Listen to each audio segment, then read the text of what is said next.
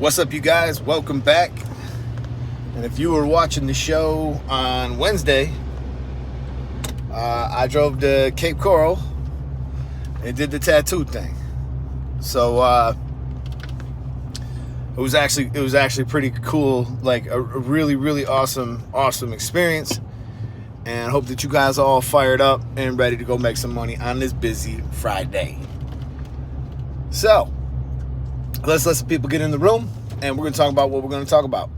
And I'm going to Chick-fil-A, and I'm going to get the best item that they sell at Chick-fil-A. If anybody knows what that is, sound off in the comments. What's the best item they sell at Chick-fil-A? What up, Juan? Good to see you, man. The Adair, what's up, buddy? Thank you for jumping in, man. So, yeah, man, we're going to... So, I drove up to Cape Coral. You guys remember that? I left off, like, right as I was about to pull up to the tattoo parlor, and I got my whole chest tattooed. Now, we were expecting this to take 4 sessions, and it was going to be, like... It was going to be pretty rough because it was all in the sternum, like, the sternum area and, like, the rest of my chest. And that's a pretty painful area, they were saying. Well, it worked out, man. I was able to sit through it good.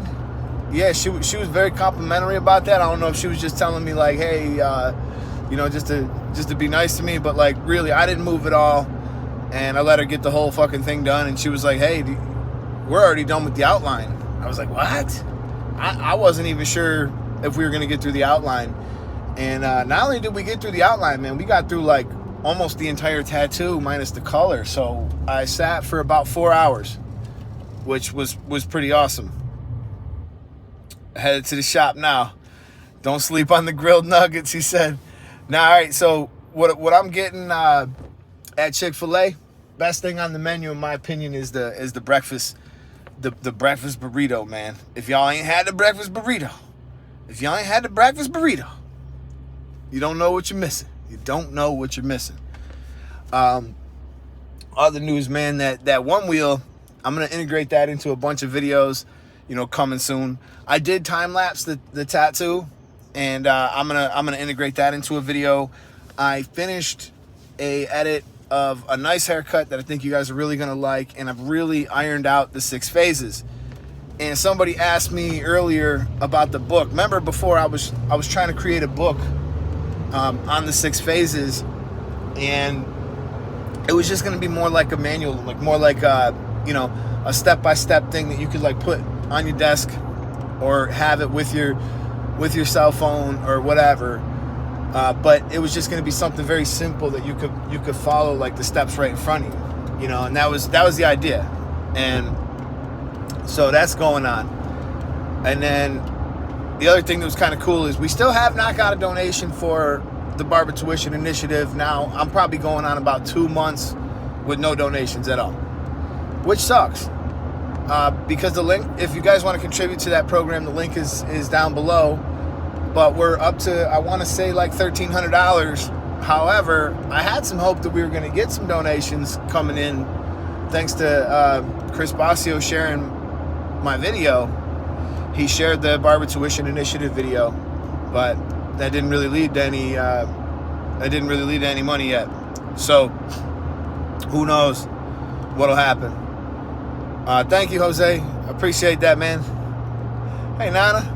Said good morning. Glad to see everybody watching. I know I get to go home and see her soon. I can't wait. I'm really excited. Really excited to go. And we got a big trip.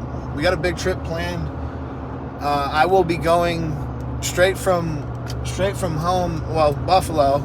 I'm going to be flying out to Austin, and we're going to be doing a class for a group of barbers, and it's going to be the beginning of something really good, I think. But one of the cool things that's kind of happening with Gamma is we're gonna actually be putting the 6 phases out to a lot of people. Like, other people are gonna go out and teach my system. So that's kind of one of the big things that we've been kind of cooking up over the last few weeks. So I'm pretty excited to see where that goes. And I wish I could make it to CT Barber Expo. I wish I could make it to CT Barber Expo, but I'm not gonna be able to make it. I'm not gonna be able to make it. Yeah, I'm coming to Buffalo, but the truth is I'm not really going. I'm flying into Buffalo. Friends are picking me up, and we're going out in the woods for like 4 days. So I'm not even gonna see any type of city, man. I'm gonna be in the woods, in the middle of nowhere, with my phone off, not worrying about nothing for like 3 days, which is a rarity. And I think all of us, especially those who are contributed to social media on the level that I do. I don't know if you guys seen the new channel art. By the way, we put the new channel art up yesterday. Something just a little different when you go to the channel. The Ordinary Barber, man, what up? He said, hey, Mr. Eddie, how are you, man? I'm waiting for your next video. Today's my B-day. Oh, happy birthday, man. It's like, everybody give this man a happy birthday. 2 hands together. Let's go. How old are you, Ordinary Barber? But yeah, man, I think everybody's got to unplug once in a while, man, because you get to the point where this starts to drain you. You know, the need, you know, like everybody who doesn't make YouTube videos, let's say any content creation really, but you know, those guys on Instagram and TikTok and all that stuff, man, they can film a lot of that shit with their cell phone and they could just knock out content. But like to put really good videos together on YouTube, it requires a lot of work. Now, in the beginning, you love the work and you really enjoy it. And actually, I still do now. But there comes a point where it becomes a pretty significant amount of work to make sure that you're getting out at least 1 video a week. And I'm hoping to start getting out more than 1 video a week. And I just don't know how I'm going to be able to do that. But soon. I got a lot of shorts coming. Also, with the 6 Phases playlist, I got something I want to refine in the 6 Phases playlist, just one of the videos. And yeah, man, so we got some good things. We got some good things coming, man. We really do, and I'm excited. So let's get all right, so let me ask you guys, how do you deal with a no call, no show? That's one question. All right. And I know there's a little bit of a lag here, so I'm gonna say, how do you deal with a no call, no show on your appointment books? All right. And 2, what's more important, building clientele or growing your skills? All right. I listed the poll, and if anybody could just take a peek at that poll, because I can't go away from this right now, otherwise I'll lose you guys. So if you guys could take a look, if one of you guys could take a look at that poll and see what the results were.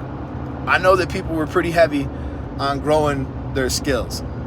So, well, I know what to do if a client no calls, no shows. We hunt them down. Now I'm just playing. You know, it's something that happens a lot. It's something that happens a lot in the shop. Like, I shouldn't say a lot, but something that comes up a lot is, man, we want to block these clients. How are we going to stop this from happening? What are we going to do? And the truth is, there's no great way, because even if you block the client, couldn't they just create another account? Couldn't they just sign up under another name? Couldn't they just show up anyways? So, you know, at the end of the day, I think the best thing you could do is talk to your client. It's funny, man, because I had like 30 people in here, and every time I pull up to this light, I lose like all of them. So anyways, yeah, what I do is if a client jerks me around, the first thing I'm gonna do is I'm gonna send him a text message.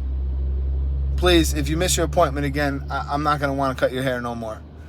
And you know, usually that's enough. And sometimes I've even gotten paid by the client for doing that. Well, that's the thing. Juan brings it up. Like, if you want to, my nana said, happy birthday, Ordinary Barber. If you want to, you can charge for half of your service when they book the appointment. But that means that all your cuts, literally all your cuts, are going to be ran through the credit card. Now, I don't know if you want to go through all that, and then whatever service you're using, might wind up taking a bite of that. So it's got its ups and downs. And then also, you know, like people who are new and maybe don't know that much about you, you know, these people might not get a chance to give you a try because they're afraid to do the deposit thing. So I don't know. You know, there's no perfect answer to it. It would be nice to get paid for half the service if somebody didn't show up. But on the other hand, I've had multiple clients pay me for the full service. Just because I messaged them and I told them, look, I had like, and this is always true, especially on a Friday, but especially if you've been cutting hair as long as I have in the same area, in the same shop, you're gonna build a giant clientele eventually. And you're gonna get to the point where, like literally today, I already got about 5-6 people that I can't cut. I want to cut them. I love them. I'd love to help them out, but there is not time in this day for me to do it. So if somebody does no call, no show me, I usually shoot them a text message and I'm like, look, I literally had 5 people I could have filled your spot with. If you didn't want to show up, it was no big deal. Next time, please let me know. I'll fill this spot easy and there'll be no problem. But now I've lost money because you didn't show up. Well, when I did that before, they wound up paying. They wound up sending me the money. And you never know. Sometimes you might even get a walk-in, even though we're not really a walk-in shop. All right, second part of the question. What's more important, growing your skills or growing your clientele? And nobody is contributing in the comments. So I realized we lost like all these people when I pulled up to 951 here. I'm sure the service probably isn't the greatest, even though there's a giant ass cell phone tower right over there. But that's Verizon Wireless, man. Worse than Metro PCS in the state of Florida, or Cricket back home. So, but yeah, man. So we're gonna go to work, man. I'm gonna get this grind going, and you know we're gonna make some money today, and we're gonna have some fun, man. Is everybody else busy, man? Everybody else got a lot of people on the books. What's good? Stefan says growing the clientele. Really says growing your skills should be most important. Jordan says growing the clientele. Now, not to minimize growing your skills. I mean, certainly there's a part of growing your skills that's very important. But what is the purpose that we're all in here? You know, he said, I say growing clientele because I give all the reps I need, make the money at the same time. That's smart, man. That's smart. Good morning, Dre. Good to see you, man. He says skills should come in time. That's what I'm talking about, man. I appreciate you guys for contributing now. So we got a little bit of fodder. And did anybody get a chance to check out the poll and let me know what the numbers were? I was just curious how many people voted one way versus the other. Obviously, there's no right answer here. You know, this is one of those that, like, you know, it's kind of split right down the middle. Growing your skills versus growing your clientele. But personally, I see a lot of people were voting for growing your skills, which is fine. And it makes sense because you guys are watching the YouTube Barber Academy, and that's probably what we're here to do most of the time. But hold up, I'll comment on this right after I order the best thing on the menu.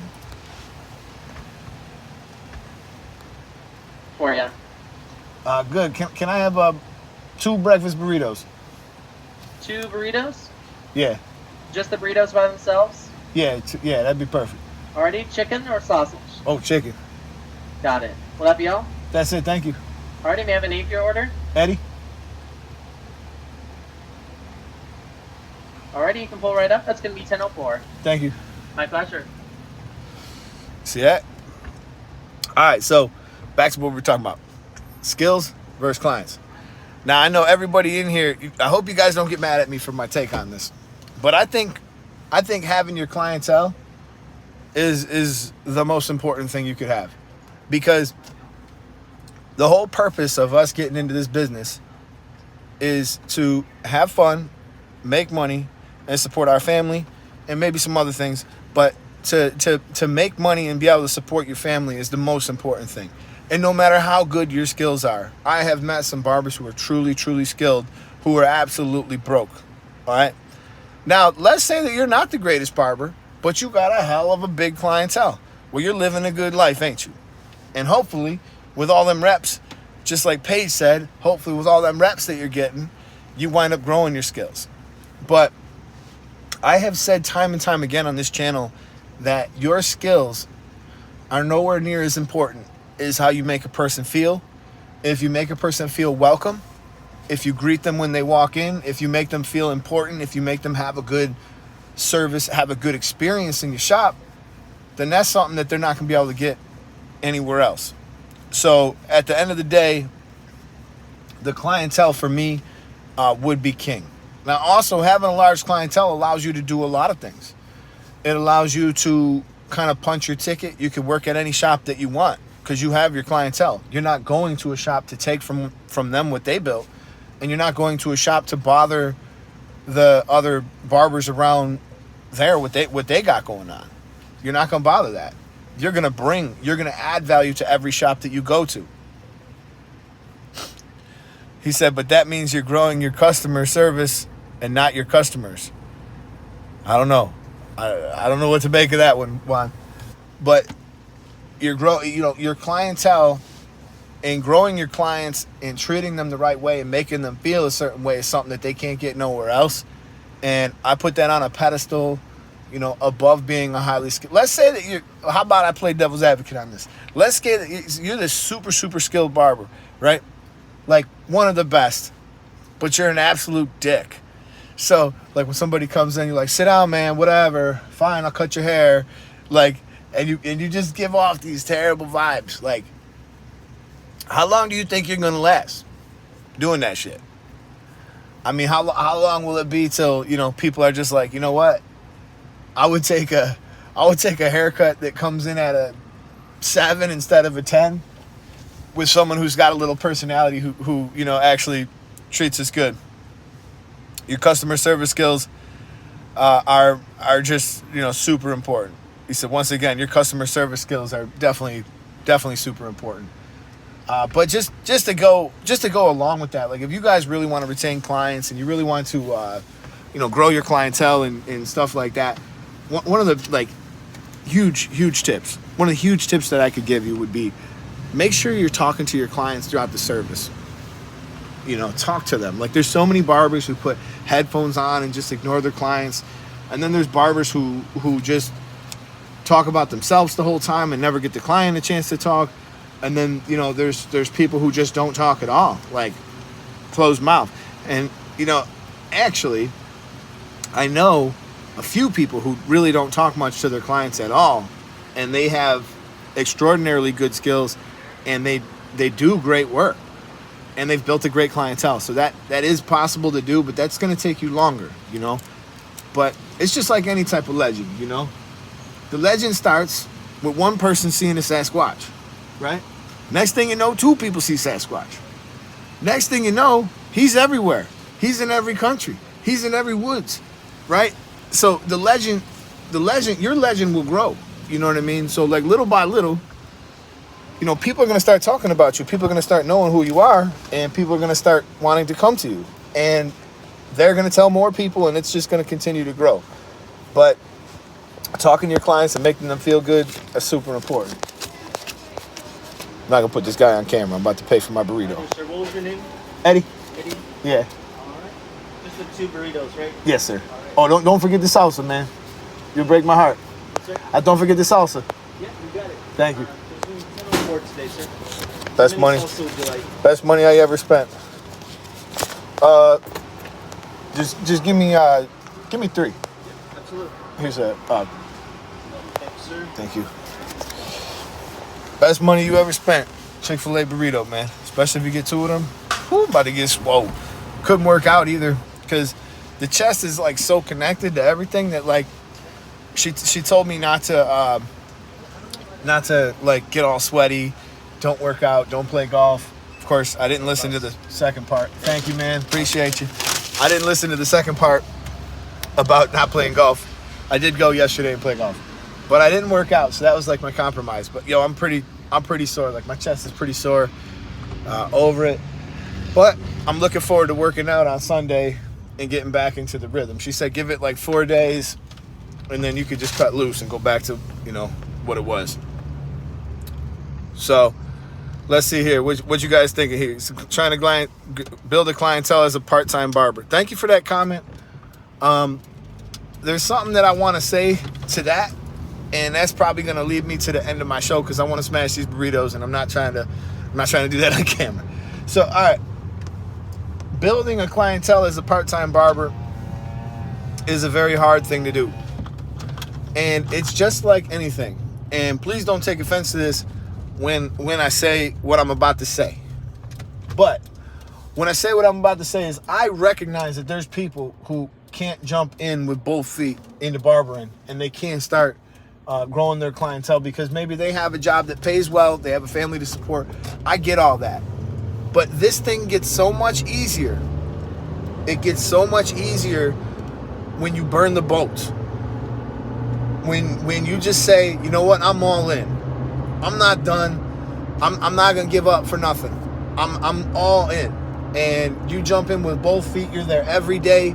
You eat, sleep, and breathe it, and that's really gonna lead to some serious success. Burn the boats, man. That's the Vikings thing, right?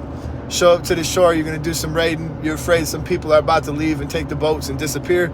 You burn the boats so nobody can go. So either we're gonna die, or we're gonna win, or we're gonna die. That's basically what that's saying. And you know, there's a part in every human that's extremely adaptable and extremely able to do this. It's just having the courage to dive in and make sure that you're doing every single thing you could do. Every single thing you could do. That makes it so, shit, I ain't got that other part-time job supporting me. I can't just go home because I had a good day. I gotta get out and hand out some cards. I gotta make some video. I gotta post some content. I'm not doing this because I want to. I'm doing this because I have to. There's a big difference there. You do this shit because you have to do it. You don't do this shit because you want to do it. So the part-time barber thing, it will just take you so long to grow a clientele in certain situations.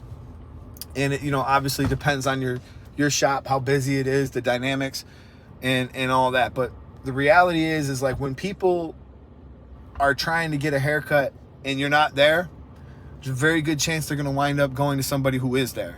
All right. Unless you got your clientele built.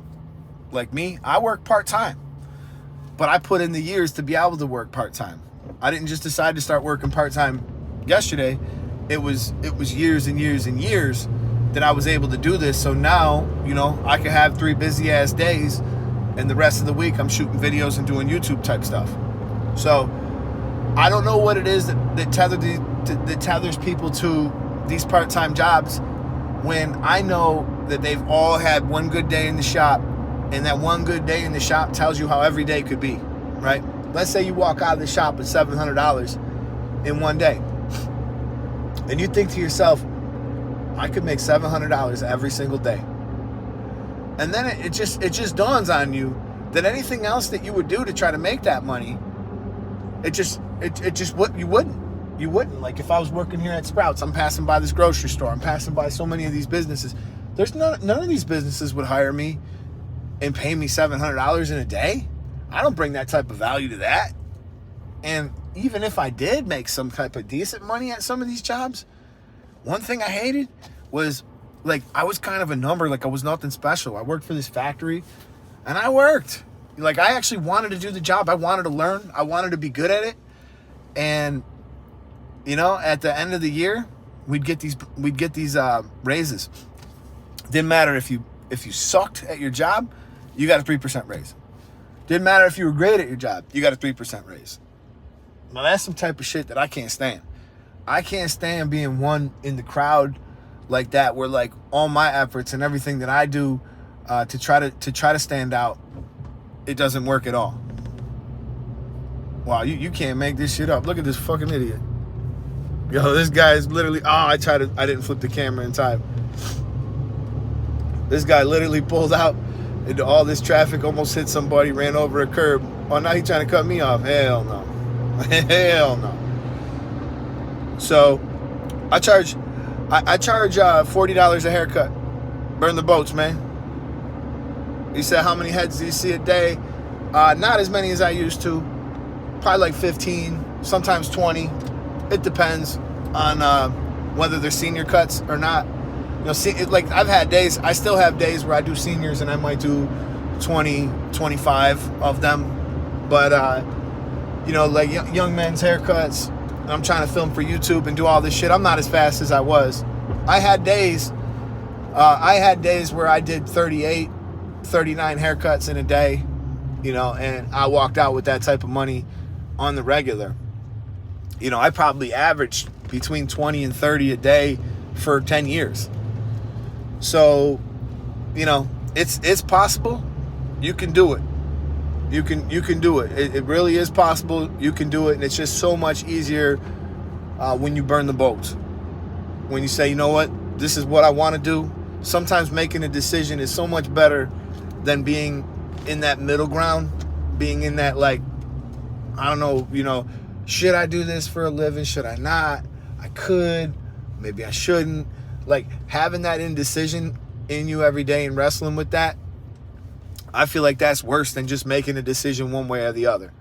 Like, commit to something, you know, just commit to something, and then you can form a plan, and then you can put places to your plan. You know, you can put pieces to your plan together, and you can start to plan your work and work your plan.